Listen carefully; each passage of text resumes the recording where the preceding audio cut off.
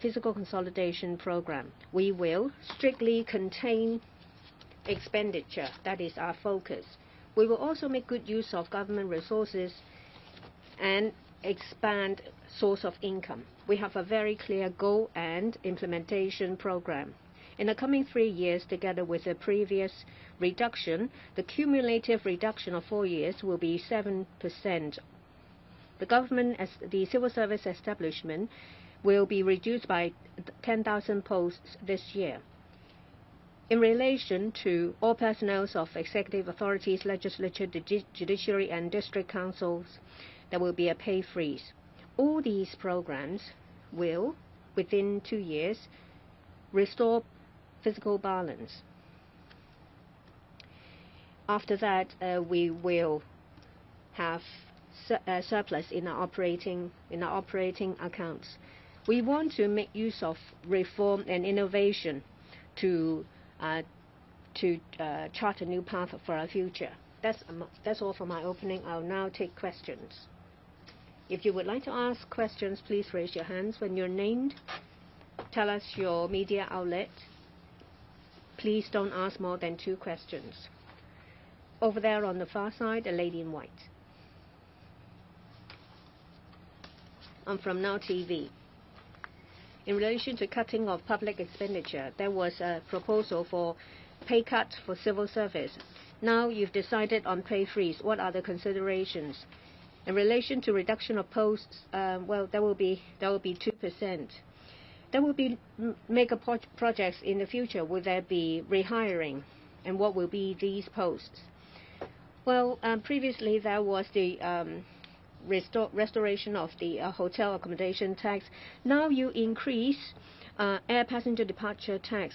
Are you concerned that passengers will go to cheaper places, say for example Shenzhen? This year there will be a pay freeze. The pay freeze covers principal officials, civil servants, personnel of the executive authorities, the legislature, the judiciary, and members of the district councils. We have considered a number of factors. In the past 2 years, we have registered economic growth. We think that the growth will continue this year.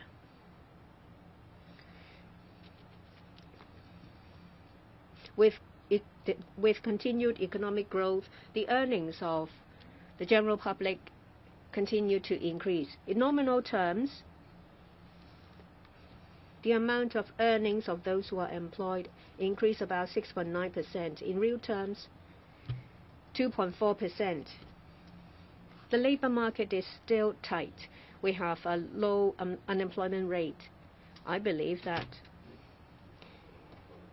the earnings of employees will likely increase because there is room that allows it. We have launched a fiscal consolidation program. This is a systematic way to cut public expenditure gradually. In 2 years' time, we will be able to restore our balances and bring the operating accounts to a surplus. Apart from controlling government expenditure, we have also set a goal for a reduction of civil service establishment. From 2024 to 27-28, there will be a cumulative reduction of about 7%.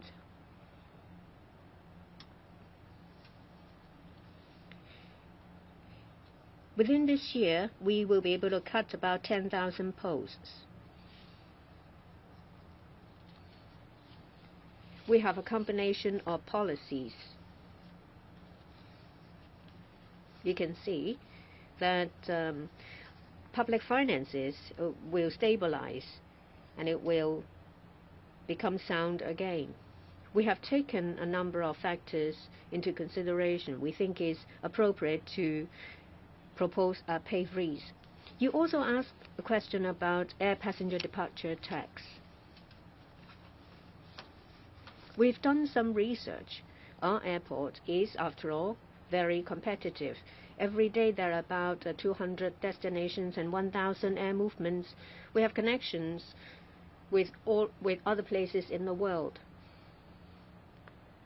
The departure tax will be an increase by several dozens of dollars. We think the impact will be minimal. When we increase revenue, please understand that we have a number of principles in mind. Firstly, we have to consider our competitiveness. So in terms of profits tax, salaries tax, we have to consider our competitiveness compared to other places and our ability to attract capital as well as talents. When we propose measures to increase revenue, we take into account the impact on the general public.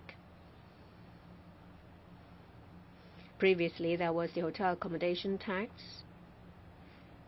In addition to other taxes, what we have in mind is to minimize the impact on the general public. Of course, Hong Kong people will go outside to travel. When they do so, they pay a slightly more. It will be a very small percentage of the of the airplane ticket. We have devoted a large amount of resources on facilities such as the third runway. Next question, in the last row, the gentleman in suit.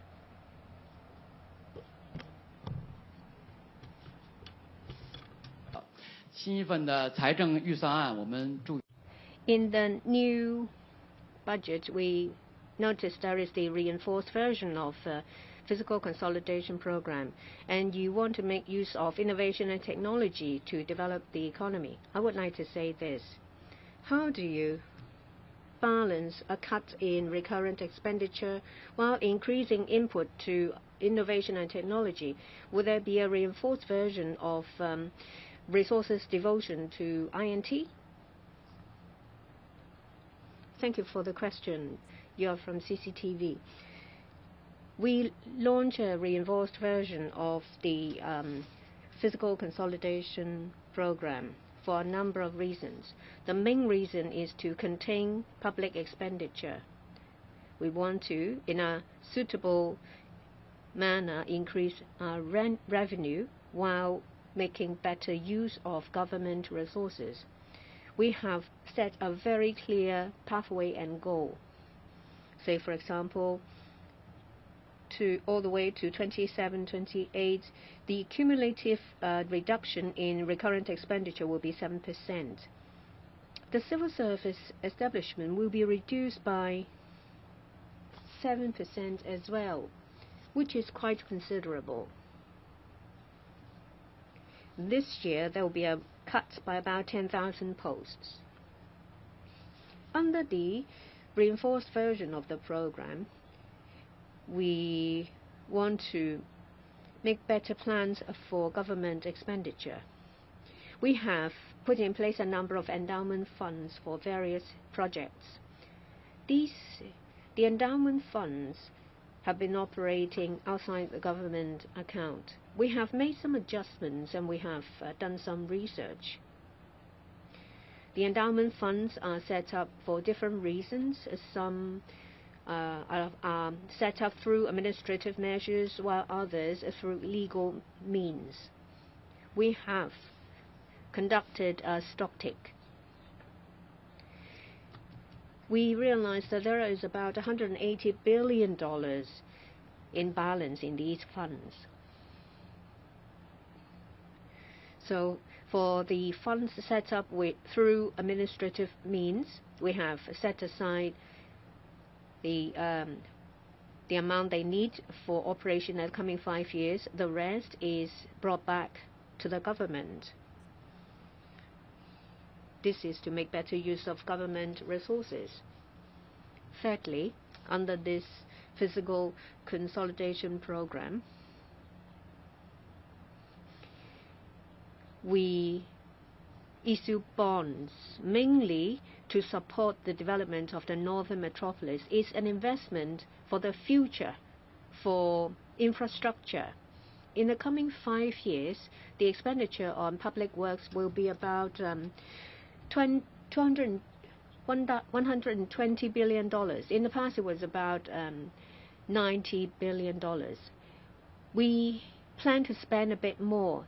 That's why we use make use of market forces to issue bonds, which is one of the means we have. Second last row, the lady in grey. Good afternoon, Financial Secretary. I'm from Singtel. There isn't a tax deduction for salaries tax, and does that mean in the medium and long term the government is making the middle class suffer, and how will the government ride out the storm with the general public? Also, there will be this boundary facilities fee on private cars departing via land boundary control points. Do you think this will have an impact on the northbound traveling scheme as well as the southbound travel scheme? We have studied this. With the current public financial situation, we have to increase revenue and cut costs. As mentioned, we have to take into account our competitiveness. We have been competing with other places to attract capital and businesses. We have to tread carefully as we introduce new taxes. We have to factor in our competitiveness.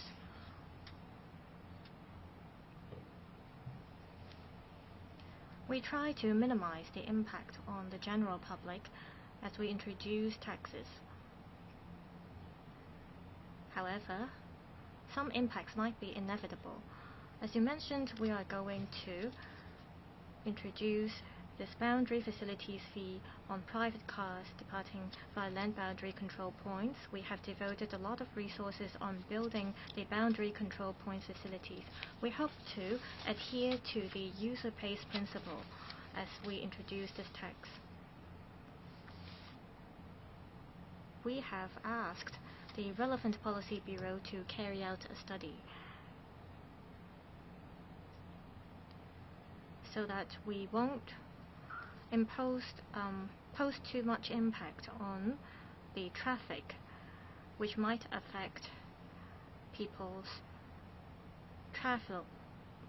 And at the same time, we want to recover costs and resources. This is our major consideration. Let me add one more point. For the middle class, well, given the current public financial situation, we ask for your understanding that the resources have been cut by half for the public.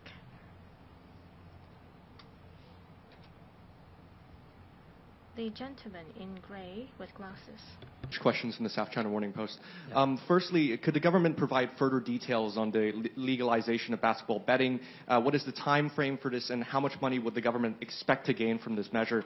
Secondly, what is your opinion on the suggestions of some observers that the government would need to explore new forms of revenue in the long term to solve the government's deficit? Would it consider something like a sales tax or other forms of increasing revenue to better balance its books? Thank you. Thank you. Firstly, about basketball betting, we are aware of the fact that there are certain degree of illegal betting activities going on. So it is better to properly regularize this. And on this, we have invited the Hong Kong Jockey Club to study the matter and give a proposal to the government for consideration.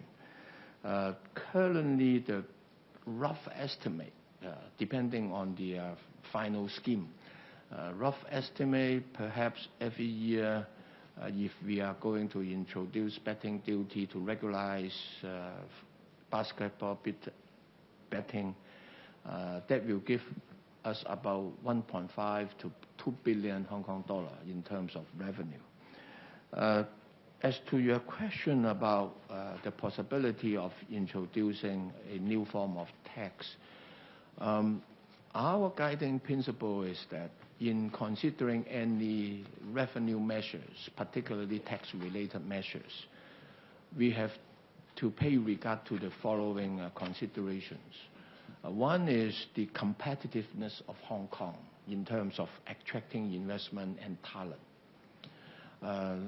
Secondly, if we are to increase revenue, we try to minimize the impact on the average citizen.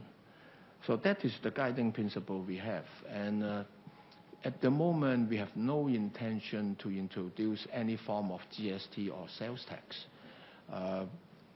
We do think that we have put up a very credible fiscal consolidation plan.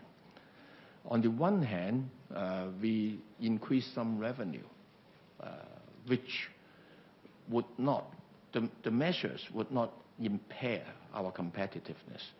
But more importantly, we try to cut down the expenditure growth of the government as the major means to achieve fiscal balance. That is why in the coming few years, up to 27, 28, cumulatively, we will be able to slash public government expenditure by about 7%, and also cutting the establishment. So we do believe we have a plan, we have specific steps moving towards the right direction to achieve balance. Yeah, thank you. 好，下一條提問嚇。Next question. On the far end, the gentleman in suit. Good afternoon, I'm from TVB. I see that according to the budget, the government will issue bonds for infrastructure development. It's not for recurrent expenditure. There are views that the government might issue bonds to repay its debt. How do you think this will affect the reputation of Hong Kong or its international rating? It is expected that within 3 fiscal years, you will restore fiscal balance and that there will no longer be a deficit. Why are you so confident that within 3 fiscal years you'll be able to achieve that? Are you overly optimistic? Thank you.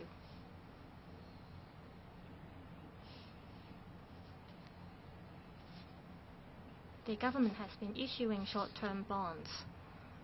As you may remember, we normally issue bonds for a 3-year period.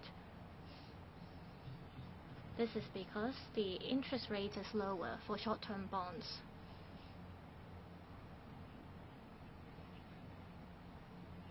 We can issue bonds anytime if we want, and those bonds will be purchased by the market. Given this, it is more cost-effective to issue short-term bonds because the interest rate is low. So all along we've been issuing short-term bonds, and naturally there is debt that we have to repay.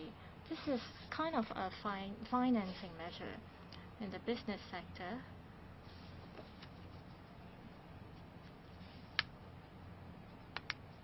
Making use of low interest rate and by issuing bonds to finance the projects is quite common. So the short interest rate is one of the merits to issuing short-term bonds.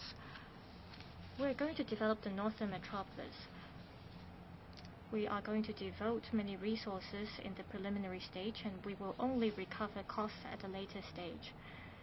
If we are to issue bonds to take forward the infrastructure development, would it be more appropriate for us to issue long-term bonds instead? We will think about it.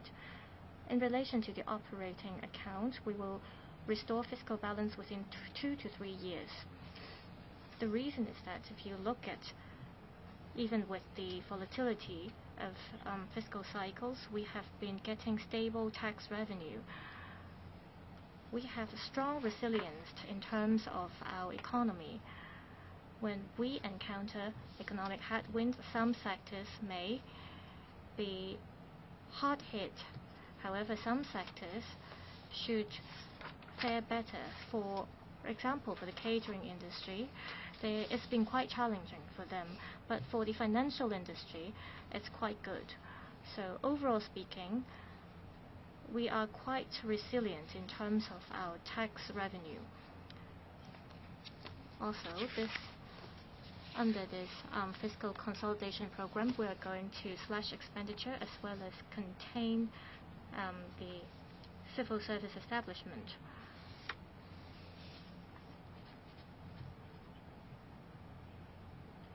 And we'll be able to balance our books within 3 years' time,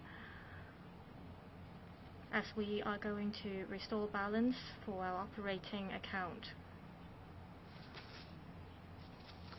We will devote resources and we need capital for the Northern Metropolis development. Apart from using land premium from land sales to support the development project, we have to issue bonds to fill the gap for the cash flow.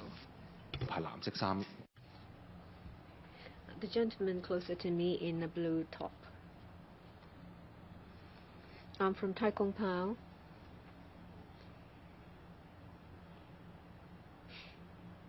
In this budget, it covers different sectors in society, say for example, elderly allowance, transport subsidies, and subsidies to students.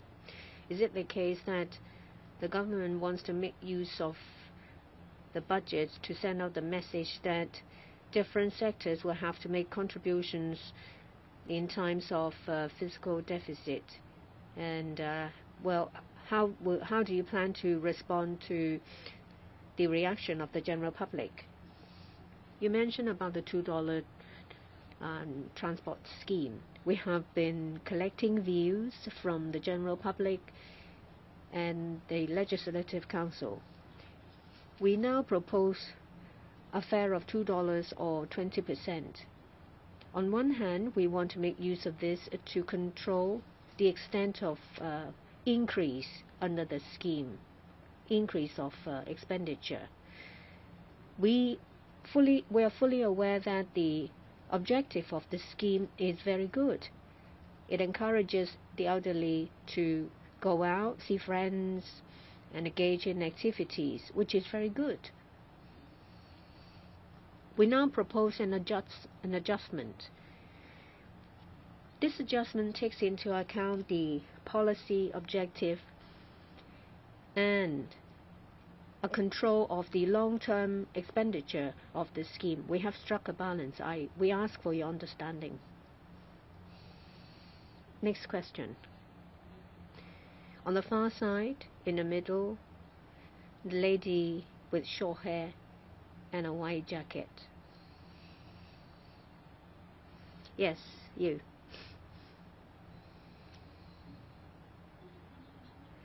I'm from Shenzhen Satellite TV. There is a lot of ink on expediting AI development in Hong Kong. Yesterday there was a report from Shenzhen saying that there will be a number of measures to develop AI. So what is the size of the funding support to develop AI?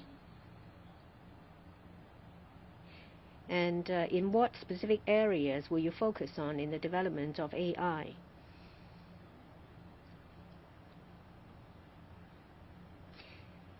Innovation and technology is an important industry of our future development. It is also very important. They are also very important elements in new quality productive forces. We want to consolidate and strengthen our traditional industries, say financial services and trade. At the same time, we want to create new driving forces. AI is a very important area under innovation and technology. It is a major driving force for any development. We want to use AI as the core. We want to make use of AI to enable other industries to transform and upgrade. We are going to have the AI supercomputing center and R&D institute. There will be funding allocations to universities to promote the development of AI. In relation to cooperation with Shenzhen, we make use of Northern Metropolis and the Loop, Hetao. We are going to have a complementary cooperation and development. It's not just about AI. There will be life and health,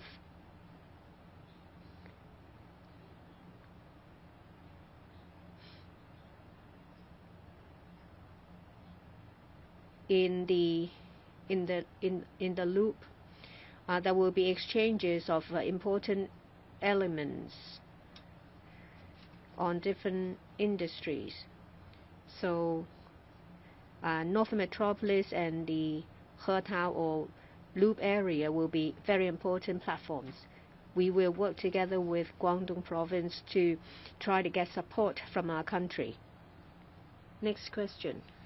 The lady who is closer to me. English questions from RTHK. So first, how likely all the measures to make savings will help the government's cover to return to black? And will these measures block future development of Hong Kong? And the second question, are you worried that the proposed pay freeze on civil servants will affect morale, and any likelihood public services will be affected as well? Thank you. Yeah, on the first question about first question, if I may invite Mr. Andrew Lai to give you a reply. Yeah, thank you. Yep, thank you, FS.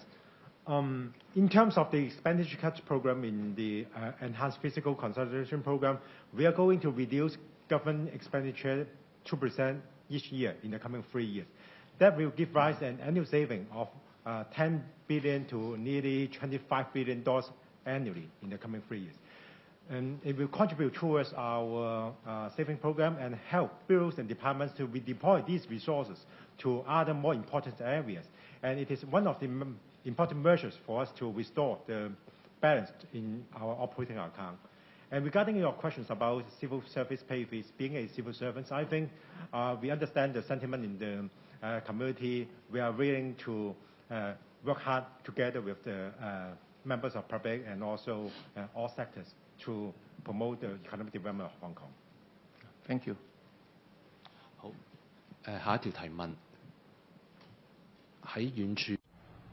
Next question, on the far side, the lady in white with glasses. Two English questions from China Daily. And my first question is, with the adjustments in monetary policy by major central banks, what influence do you think this will have on Hong Kong economy and financial markets? And my second question is, in the face of increasing uncertainty worldwide, what steps should Hong Kong take to mitigate external risks? Thank you. Yeah, thank you. The central banks around the world is going to loosen their monetary policy. So the liquidity in the market will be greatly enhanced. So we are of the view that the capital market in the coming months, given this more relaxed monetary situation, would have support. But of course, capital market also subject to a whole range of other influencing factors, like geopolitics, impacting capital flow. So for us, I think the most fundamental is for us to continue to enhance the competitiveness of our capital market, so that despite external uncertainties, we will be able to attract the best companies to come to Hong Kong for listing. And with quality companies being listed here, they will attract investments and investors from all over the world. Relatedly, in regard to your second question, in order to mitigate the impact of geopolitics on capital flow and investment sentiment. We need to open up new market, new investor source, new capital source. So our strategy is that on the one hand, we will continue to engage the developed economies, the US, Europe, to solidify the relationship and to retain this investment. But at the same time, diversify our efforts to new markets like the Middle East and Southeast Asia to attract more investors, more quality issuers coming to Hong Kong. That is our response. And relatedly, our motherland companies on the mainland are going global. In this process, we would be able to serve them as the best platform for their internationalization. So our positioning is two-faced. Facing mainland companies, we invite them to set up their regional or international headquarters in Hong Kong. And using this platform for trade finance, supply chain management, and other high-value added services. Yeah, thank you. 好，下一條提問。Next question, last row, the gentleman in white. I'm from cable TV. On civil service pay freeze, will the patron survey still be carried out? If not, are you disregarding this mechanism and are you setting precedent by doing so? Also, the principal officials will also have a pay freeze. Will you have a further pay cut on the principal officials to show your determination to ride out the storm with the general public? Also, I see that there is the fiscal consolidation program, but the total expenditure will reach $820 billion. And this is the highest after the reunification. Is there a structural deficit?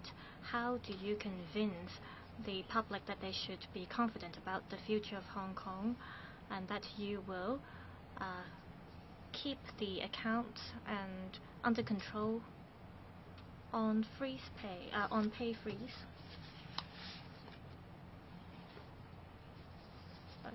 As announced by the budget, there will be a pay freeze for all personnel of executive authorities, the legislature, and the judiciary. The Civil Service Bureau will announce the details in due course. Within the legislature as well as the judiciary, in terms of the arrangements, the relevant agencies as well as organizations will make the announcement. In relation to the medium-range forecast, as mentioned, we have the reinforced version of the fiscal consolidation program. Will strictly control government expenditure as the main focus, supplemented by increasing revenue. We will make good use of government resources, and this will help us restore balance of our operating accounts. After we restore balance by year 2026 and 27, there will be surplus recorded in the operating account. The relevant measures are set out in the budget, and I've also made a response when I addressed the other questions. On the recurrent expenditure, we have a concrete plan to increase revenue moderately and slash expenditure significantly, and also we will contain the expenditure growth. We are confident that we will achieve our target.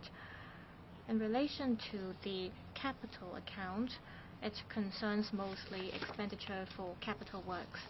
Apart from having land premium, we will issue bonds.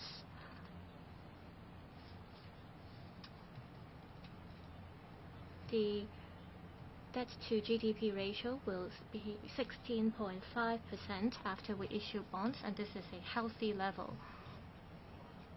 In relation to unpaid debt to GDP ratio, I will ask Mr. Adolf Learn, our economist, to tell you more. The debt to GDP ratio will remain at 10-odd% for the medium-range forecast. This is an acceptable level in terms of the international standards. For other places or economies, the debt to GDP ratio is way higher than ours, so we think that this is a sustainable level. So why a pay freeze instead of a pay cut?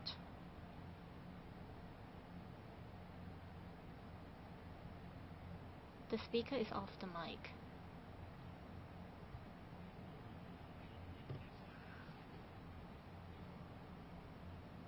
We have the support of our civil servants as we introduce the pay freeze. We think it is an appropriate time for us to roll out this measure now. Even with the pay trend survey, even if we have the outcome of the survey, we have to take into consideration the 6 factors on whether we should adjust the civil service pay. And we have to also consider the public fiscal position as we decide on the adjustment. So we don't think it is appropriate for us to follow the survey now. Now let me say this again. As we consider the pay adjustment for principal officials, we take into consideration the following matters. First, over the past 2 years, Hong Kong's economy has been growing, and this year we record a 2 to 3% growth. According to our medium-range forecast, we think the economy will continue to grow. The growth will reach 2.9%. Secondly, we take into consideration people's income. Over the past few years, we see in nominal terms a growth of 6.9% of people's income and earnings. Thirdly, we have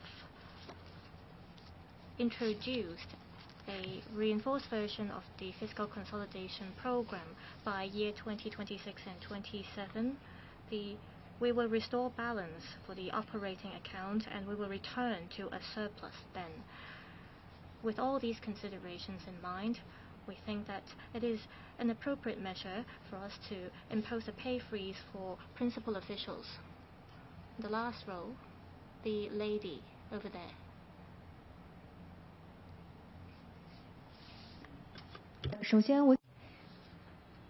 I have a question for Mr. Hui. In the budget, there will be a second policy statement on virtual assets. How do you assess the effect of the second statement? Do you have any goals? A question for the FS. Will the government provide more support in a particular area? Thank you for your question. You may recall that a few years ago, we issued the first policy statement in relation to the development of virtual assets. We wanted to create a virtual asset ecosystem. We have put in place a number of measures. We started regulation of virtual asset platforms and exchanges. We've also launched relevant products. After the policy statement was announced, we have gauged responses, and we've also assessed the effectiveness of our policies. And you may recall that there is a well-known conference consensus. They have chosen Hong Kong as the location, as the conference, which is the first in Asia. There will be about 330 events and activities taking place in Hong Kong. After we have announced the first policy statement, we have gauged the implementation and acceptance. We found that the statement was very well received. The second policy statement will be on a more macro level as to how we can promote further development of this market. As someone mentioned, there is great certainty in the external environment. In this environment, we need to provide more certainty. We provide more certainty in terms of policy, which is what the second policy statement will do. And then that's the major direction of the second policy statement. In relation to financial market, fintech is an important area, and virtual assets is a part of it. We have the SFC, we have the monetary authority, who are regulators, and we also talk to different stakeholders to pick their brains as to how we can further develop this area. At the same time, we work with Shenzhen on the use of fintech. There will be a sandbox regime to promote cross-boundary financial services. Next question on the far end, the second row. The lady in grey.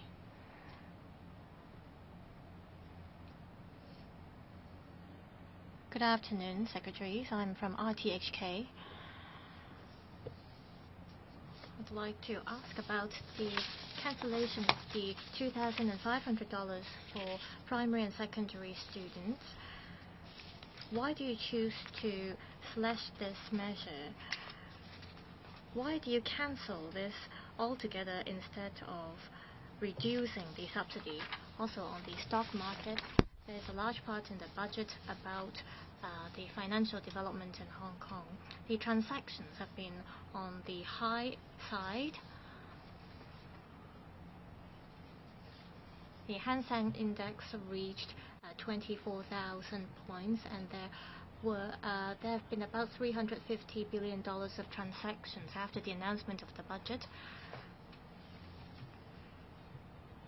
Will you roll out measures on the stamp duty to keep the growth of the transactions? On the $2,005 subsidy, I will ask Mr. Lai to address the question. As mentioned, under the enhanced fiscal consolidation program, we will strictly control expenditure as the main focus, supplemented by increasing revenue. So every year we'll have to cut expenditure by 2%. We are trying to give the maximum level of flexibility for each bureau and department. The estimate for each government department will be 2% less for this year. As to how the expenditure should be cut, we leave it to individual departments and bureau to see whether there is room to lift certain measures or, for example, reduce manpower. So we really leave it to the individual government departments and bureaus to make the decision. The Education Bureau, for example, will also have to cut cost. Perhaps given the decline in terms of the number of primary and secondary school students, they made the decision, and we leave it to the Bureau to make a judgment on that. There will be a press conference on that later. You mentioned about the reform on the stock market. Over the past few years, we wrote out different types of reforms. For example, the listing regime, as well as the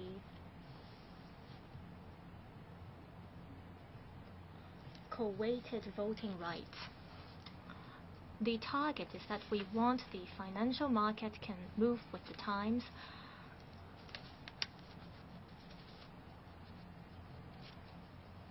And with the changes in our economy, we can allow different companies and enterprises to list in Hong Kong. Some private equity funds are mentioned in the budget, and we have measures for that. So we'll continue to explore in this regard. We want to enhance the appeal of our market so that companies from different sectors can list in Hong Kong to enrich the market with greater liquidity. We can then attract even more companies to list in Hong Kong. And then there will be a higher stamp duty. With a buoyant financial market, it can also benefit the other sectors and industries. Next question. The lady in the first row in the far end. I'm from AM730. On the $2 scheme, there are views that the number of trips will be kept at 240 every month under the scheme. And this is still quite generous according to some people. Do you agree? And how do you come up with the limit of 240 trips per month? Also, does this new measure manage to combat abuse of the scheme as well as address the issue of people taking short rides on long-distance routes? Yes, Mr. Lai. We have to take into consideration the actual situation. We don't want to cause any nuisances to our elderly people.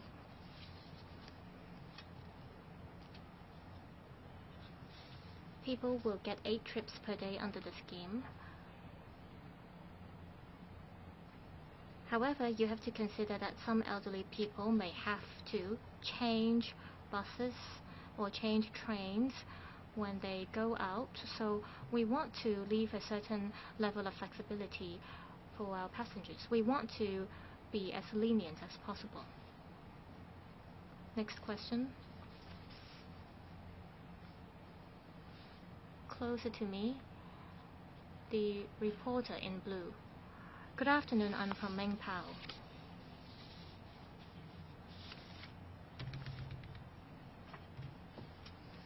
For the last fiscal year, the deficit recorded was $100 billion.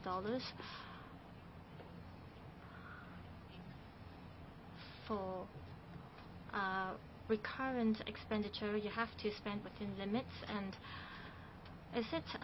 does it align with the basic law in terms of spending within limits?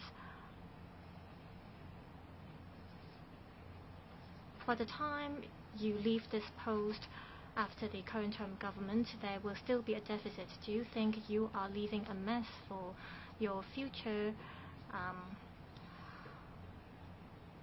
predecessors? Well, I think you are referring to the endowment funds. When the endowment funds were established, the funds came from the operating account. Now that with the surplus from these funds, of course they will go back to the operating account. It is as simple as that.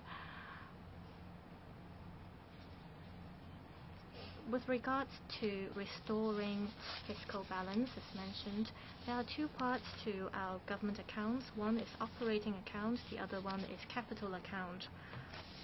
For operating account, it has to do with our tax revenue as well as expenditure. For capital account, it has to do with investment in infrastructure. 2 years later, we will restore fiscal balance by year 2026 and 27. Then we will have a surplus every year, and the surplus will support the capital account. In the coming few years, we have to make preparations for the development of the northern metropolis. This is because it is going to be an important INT hub in Hong Kong. It is going to be an important growth area for our economy in terms of our housing development or industry development. As we take forward the development, we want to enhance speed.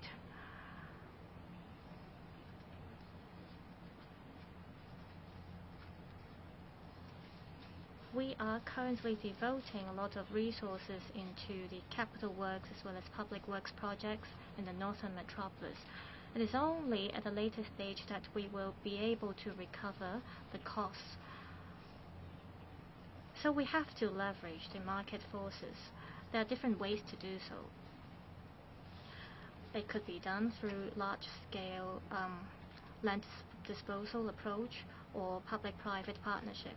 We can also issue bonds, for example, to raise funds. We think that this is appropriate, and this is going to be the most beneficial for the future of Hong Kong as well as the local economy. Next question. Next question. On the far side, second row. The reporter in black.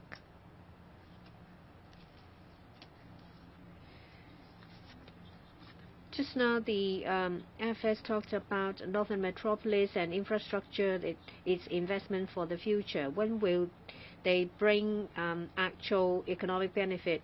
Have you conducted an assessment and a prediction? The Northern Metropolis is a large area. It accounts for about 1/3 of the area in Hong Kong. Development area is about 3,000 hectares. We have to devote a large amount of capital upfront.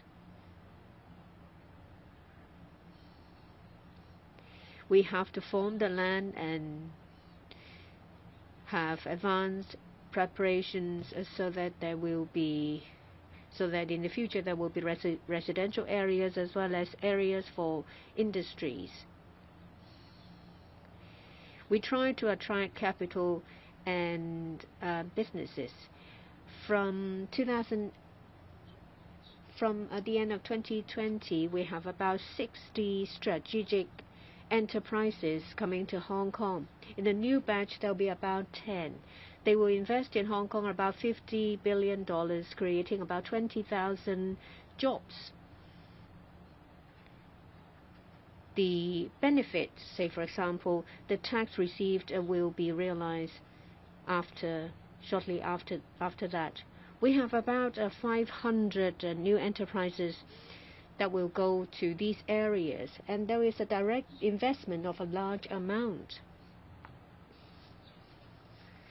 So we have to wait till these enterprises to come to Hong Kong to settle, to start operation before we can reap the benefits. We'll have to wait for a period of time before the benefits are realized. But in some areas, we see the benefits more quickly. Say, for example, cooperation at the Loop area. We see the benefits earlier because operation has started. We'll take questions from the last 3 reporters.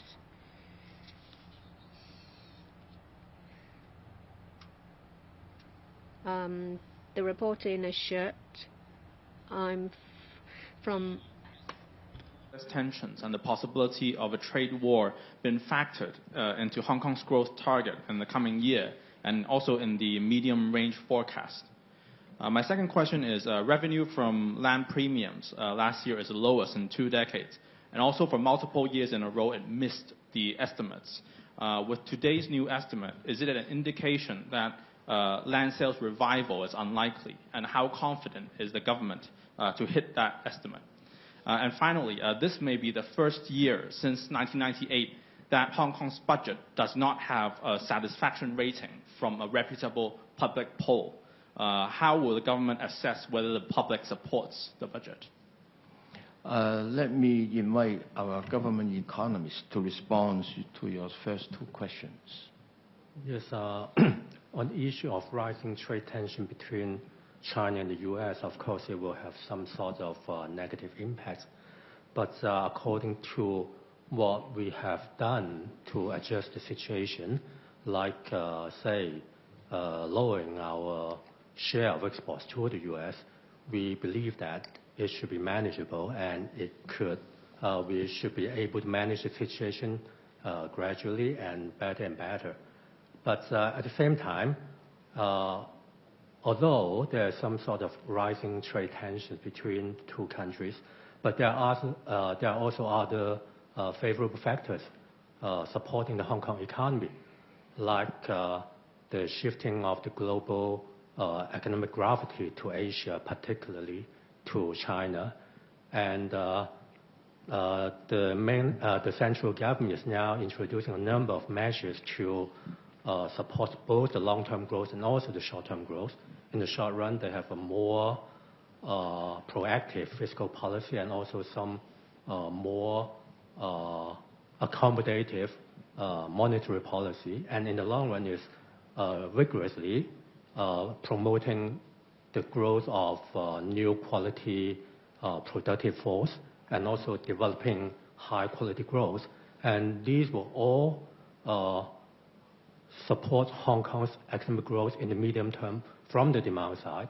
And on the supply side, over the past few years, we have been doing a lot to expand our productive capacity, enhance our competitiveness, and also developing new growth areas. And these efforts are all bearing fruit and will gradually contribute to Hong Kong's economic growth in coming years. Yeah, we have introduced a fiscal consolidation program in this budget. So on the one hand, we try our best to diversify and grow our economy. But at the same time, it is a belt-tightening budget. So everybody in the community would need to contribute to this effort. So we are trying to do the best we can in minimizing the impact on our people. But at the same time, unavoidably, everyone to chip in a little bit. And I hope people understand. As to the land premium, we have been adopting a very conservative estimate. The land revenue for this year and the following year are based on the land sale program, which have taken into account the market condition at the moment. As to the land income for the following 3 years, meaning from following 2 years, for the rest of the medium-term period, are on the basis of gradually increasing to about some 2% of our GDP. And this percentage compared with our historical average, which is about 3.3%, is very conservative. But we do think that at the current economic situation, it would be responsible on the part of the government to adopt a relatively conservative estimate about land income in the budget. That would be giving the market more confidence in the sense that despite perhaps a slower rebound in the property market, overall, the financial position of the government remain robust and strong. Thank you. 好，下一條提問就係 The last row on the far hand, the lady in white, the lady closer to my side. From Economic Daily. Last year, with the scrapping of the demand-side management, it stimulated the property market. This year, do you have any goals in relation to the property market? Just now you mentioned about preparations by the Hong Kong EX. The new measures, how are they different from the previous ones? In relation to the technology enterprises channel, where we provide support for INT companies to be listed in Hong Kong.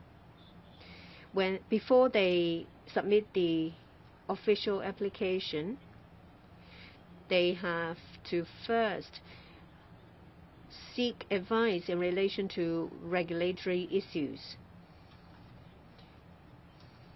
We want to provide more flexibility to these prospective companies.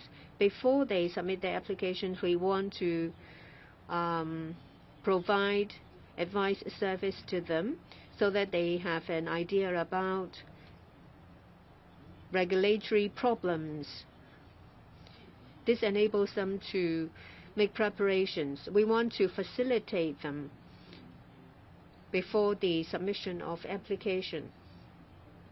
That is, there will be a more focused discussion on, say, regulatory issues to make the applications smoother. Regarding the property market, I will defer to Mr. Leung, government economist. I would like to first state that the stamp duty is to lighten the burden on home purchasers. It's not a measure that targets the property market. The property market is affected by a number of factors, one of which is interest rate. There may be an interest cut.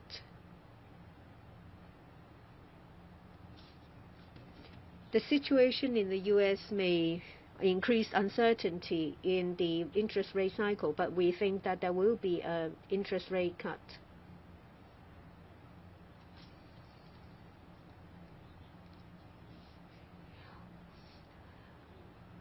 In terms of attracting talents, our efforts have borne fruit, so there will be an increase in demand. We reckon there will be a stable development this year in the property market. We'll take questions from the last reporter. The second row, the reporter over there, who is closer to my side.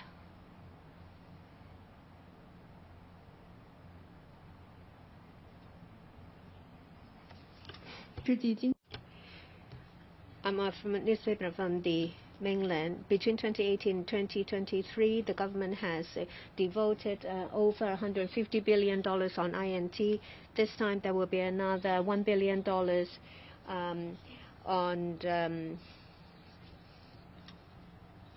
in this area as well.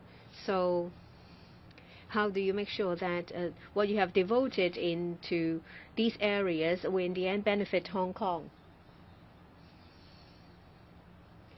We have been allocating resources and funding to promote the development of innovation and technology. In the past, it focused on R&D, especially in universities. We have a very strong ability in the region. Universities rank quite high in terms of R&D. But in addition to R&D, we would also like to do something to midstream research as well as application, not just frontier research. So we want to shift our focus somewhat to pilot application as well as commercialization. That's why we have different measures, say for example, to support new industrialization, and there is also one in relation to manufacturing, upgrade on smart production lines.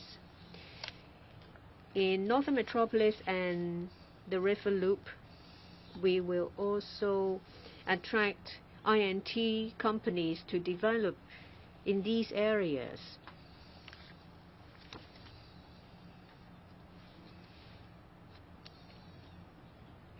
It may take another year or two.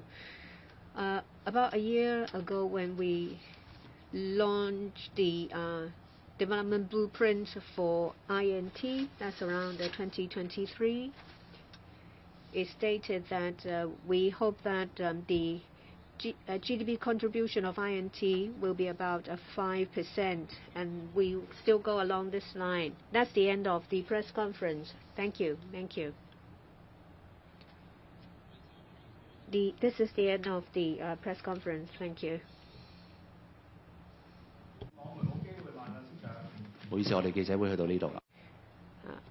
I'm sorry, this is the end of the press conference.